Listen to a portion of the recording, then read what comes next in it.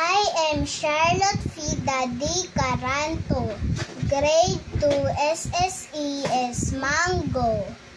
This is my performance task in science. Phase changes of matter: melting, freezing, evaporation, condensation, sublimation. Melting, solid to liquid.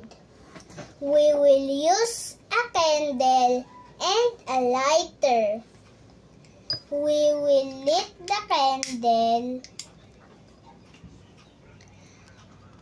After a few minutes, the candle is melting because of the heat. Freezing, liquid to solid.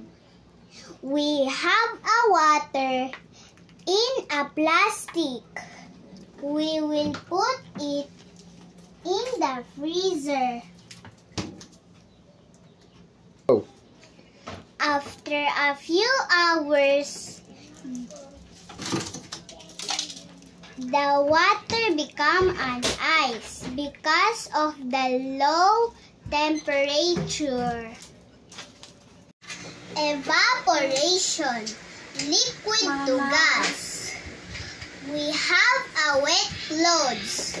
When we hang it and place it under the sun, the water evaporates and becomes gas. Condensation, gas to liquid.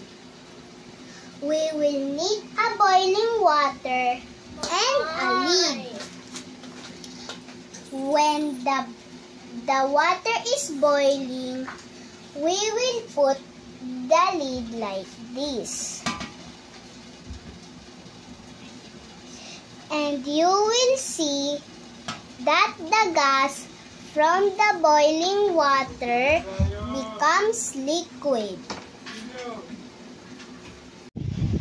Sublimation, solid to gas.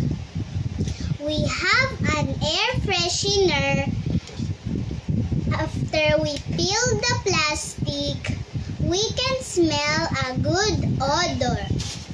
That's how solid becomes gas.